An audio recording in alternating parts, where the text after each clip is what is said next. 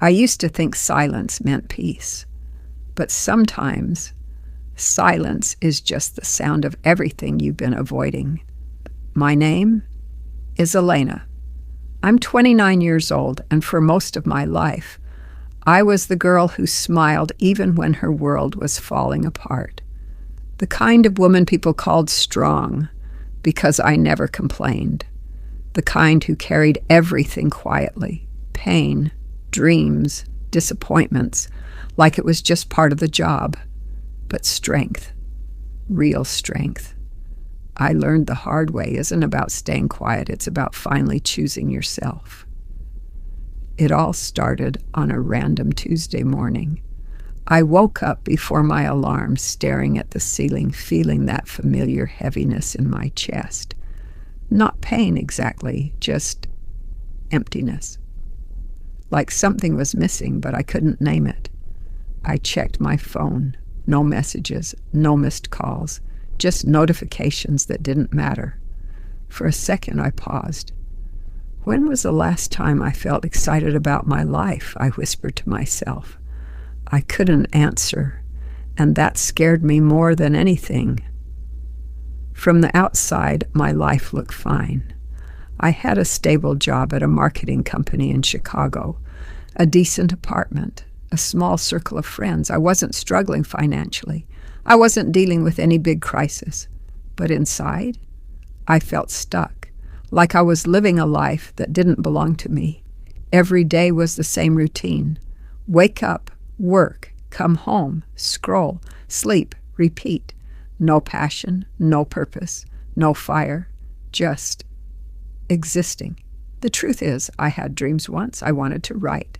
Not just social media captions or emails, real stories. The kind that make people feel something, the kind that stay with you long after you've read them. But somewhere along the way, I convinced myself it wasn't realistic. You need something stable, my parents used to say. Writing isn't a real career. So I chose safety, and slowly, piece by piece, I lost myself. That Tuesday, something shifted. Maybe it was the exhaustion, maybe it was the silence, or maybe I was just finally ready to be honest with myself. I sat up in bed, grabbed my notebook, the one I hadn't touched in years, and wrote one sentence. I don't want to live like this anymore. And for the first time in a long time, I cried. Not quietly, not holding it in. I cried like something inside me was breaking and healing at the same time. That day I didn't go to work. Instead, I sat by my window with a cup of coffee that went cold because I was too lost in my thoughts to drink it. I asked myself questions I had been avoiding for years. What do you actually want? What makes you feel alive? If you weren't afraid, what would you do? The answers didn't come all at once, but one thing became clear.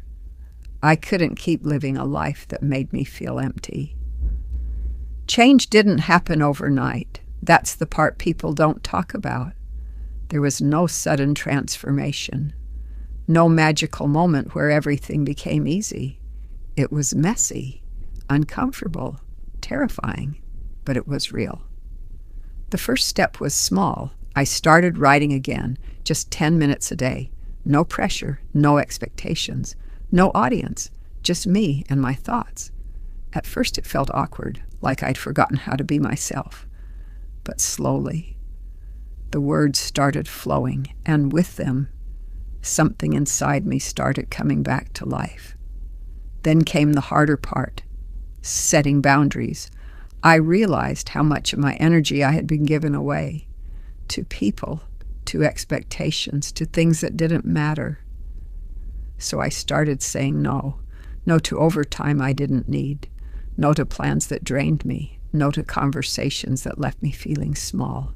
And yes, that made people uncomfortable. Some didn't understand. Some pulled away. But for the first time, I wasn't abandoning myself to keep others happy. A few months later, I made the decision that scared me the most. I quit my job.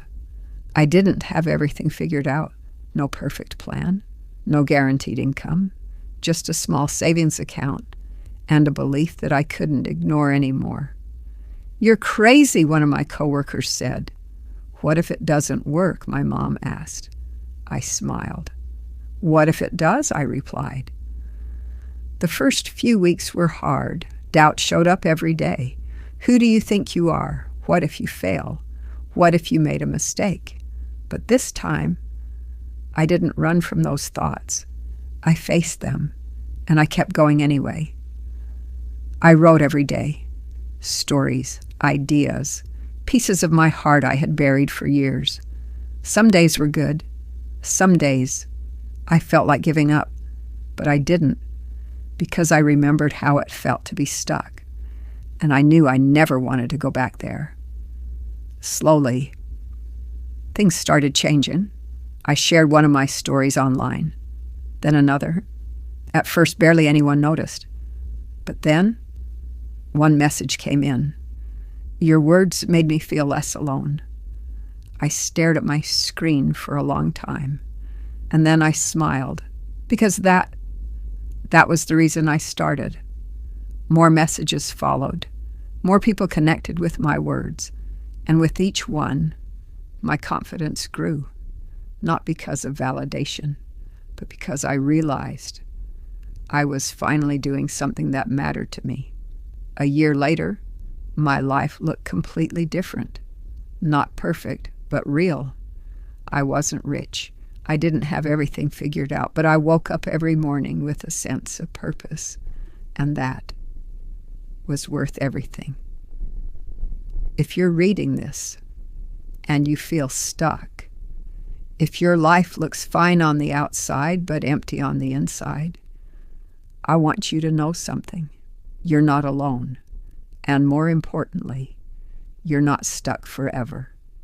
You don't need a perfect plan. You don't need everything figured out. You just need one honest moment with yourself. One decision. One small step. Maybe it's writing again. Maybe it's leaving something that's draining you. Maybe it's finally choosing yourself. It won't be easy. People might not understand. You might doubt yourself. But listen to me. The life you want, it's on the other side of that fear. I used to think strength meant holding everything together. Now I know. Strength is having the courage to let go of what no longer feels right, to walk away, to start over, to believe even when you're scared. So here's my question to you. What are you waiting for? Because one day you'll either say, "I wish I had tried," or "I'm so glad I did." Choose wisely, choose boldly, choose you.